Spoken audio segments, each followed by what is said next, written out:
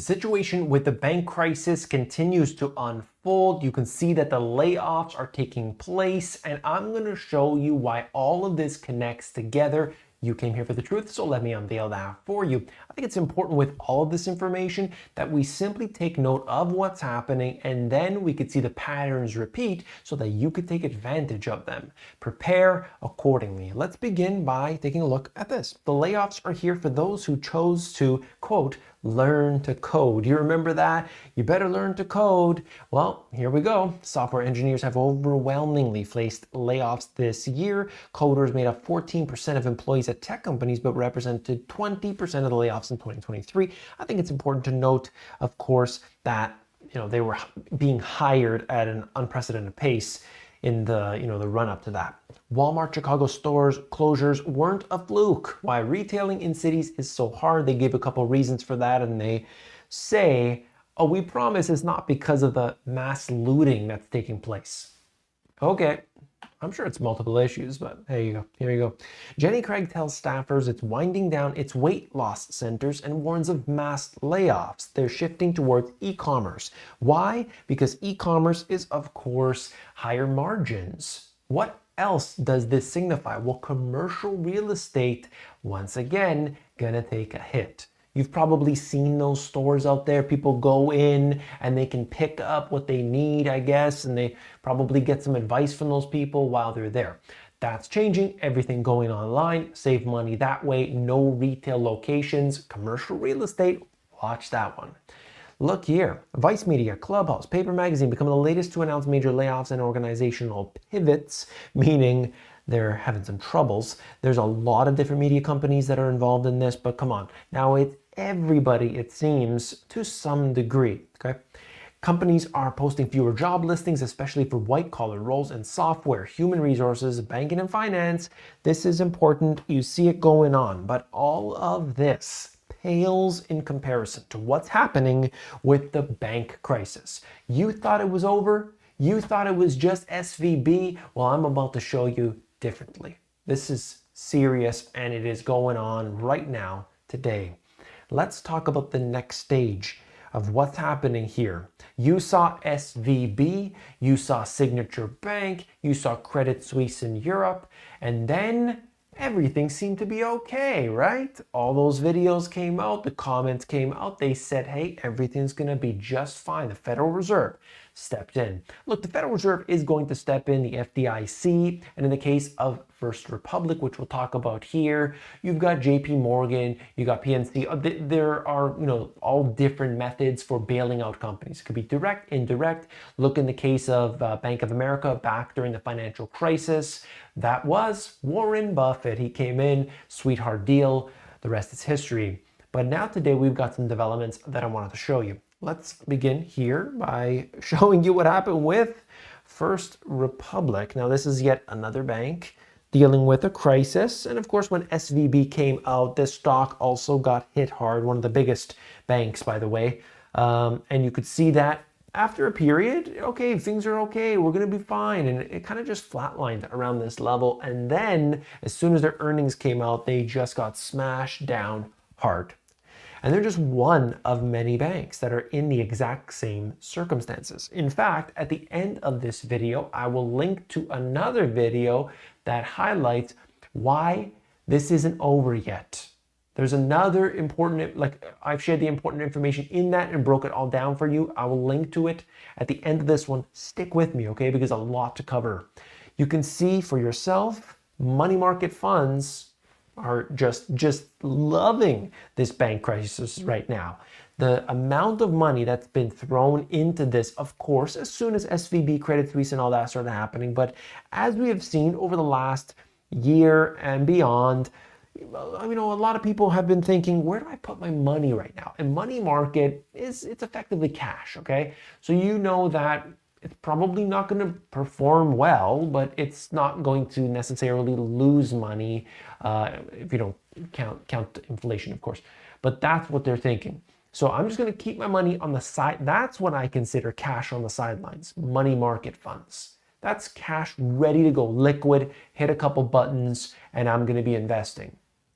But in this case here, you could see that just massive amount has been flowing in, and that's because of fear. That's because of uncertainty, and they don't want that to be in the accounts of SVB. They want that to be where someplace that they can just park it temporarily. This right here is a warning sign. Pay attention. Look, we've got this. Four biggest US banks by market cap. That's the blue line. So it came down. It has started to come up, over that last little while, over the last few weeks. And then you can see the red line. That is the regional banks. They're not doing well. Okay, they are still not doing well, and they've got a problem because they do not have the same level of liquidity as the big banks.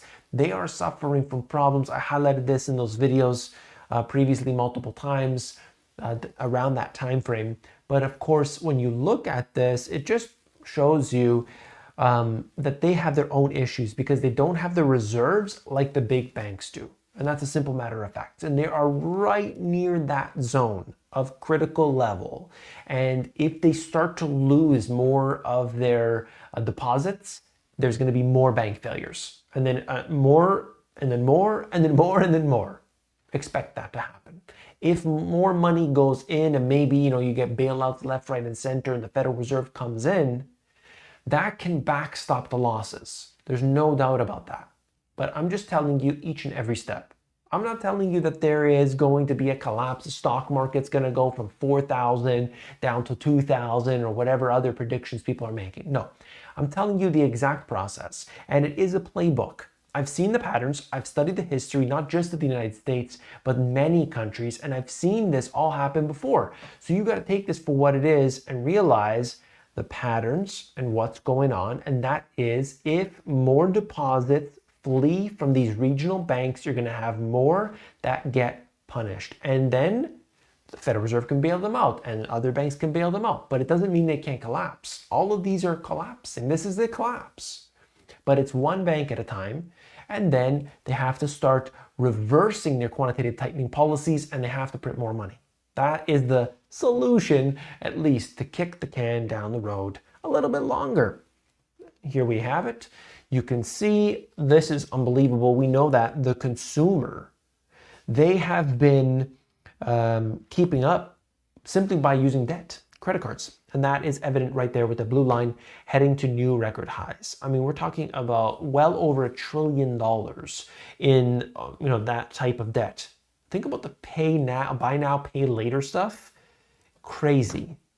And we have speculators piling into a bet that once seemed unthinkable, that the US government will default on its debt. Can you believe that? Credit default swaps, right here. Their spreads are higher than in previous debt ceiling episodes. All of those ones before it. It's now much further along. This, in my opinion, nonsense, but that's where we are, and I wanted to show that to you. So now we got to talk about the consumer. It's an issue that, of course, we have seen all along, and people are dealing with it. Let me tell you, US consumer spending flattens, core inflation is still hot. So you can say that, let's just make up a number here, consumers spent $1 billion. But they spent $1 billion on what used to be, let's just say, $700 million of stuff and services. So yeah, they're spending that, but it's stuff that costs more. So they got less stuff in total. And we see those indicators coming from the amount of stuff that's being imported. There's less sales by a lot of the retailers. There's like these different struggles that are happening, layoffs and so on. So all of that data is there for us. So we could see the actual real economy and what it all means, okay? US Fed points the finger at Trump era rollback for SVB's demise. So the Federal Reserve apparently trying to highlight what happened. No, let's not talk about the trillions of dollars of money that you pumped into the system. You might want to also point the finger. You know how they say when you point the finger at somebody, you're pointing 3 back at yourself? I think so. That's just the way it is, though. How America's middle class is shrinking. Share of people and aggregated income associated with the U.S. income classes, showing us the difference here. And all I want to highlight from this, you take what you want from it, is that the rich get richer and the poor get poorer. That's just the way it goes.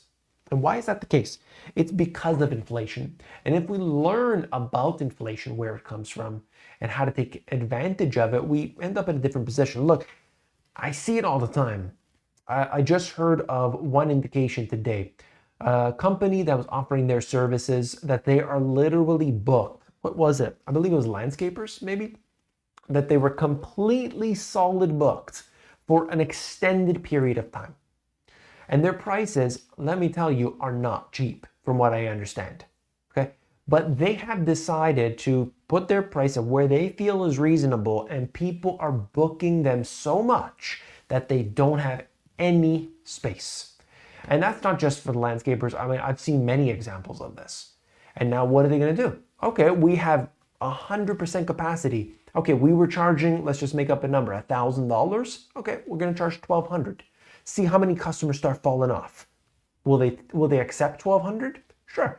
Okay, good. Maybe we'll leave it there this season. Next season, 1,500. Okay, let's see how many people can handle it. All this, that's what's going on. That's inflation, and it's taking place today in each and every part of the economy, all over the place. Taiwan's economy falls into recession as global demand dries up. And what's the big one here? Semiconductors. Semiconductors, you know, Taiwan is big on that. And right now today, we see that there's less demand for that, less demand for products overall. On top of all of that, you have the relationship between China and Taiwan being real difficult, to say the least. Do you see what's happening with the economy? Do you see the banking crisis? All of this is connected in together, and I brought that all up to you. Do you want to know what's going on with this bank crisis? A full analysis right here in this video. You got to check it out. I'll see you there.